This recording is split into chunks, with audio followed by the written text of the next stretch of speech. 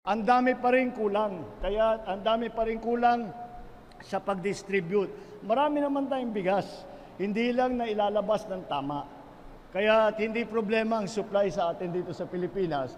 Ay sabi ng Department of Agriculture ay mas malaki ang ani natin ngayong taon na ito kaysa sa nakaraan. Kaya sa production side naman ay nagiging maayos.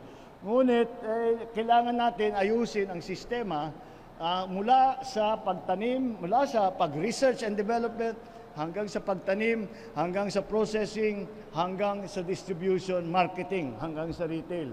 Kaya ginagawa po natin na binubuo natin lahat yan. Sana naman sa lalong madaling panahon ay makikita na natin at mararamdaman na natin yung pagbabago na yan na pinag-uusapan natin.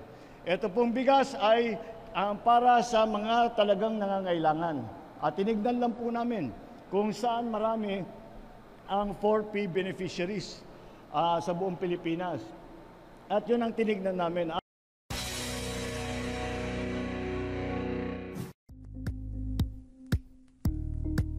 Thank you for watching Politico TV. Please like and subscribe to our channel for more videos.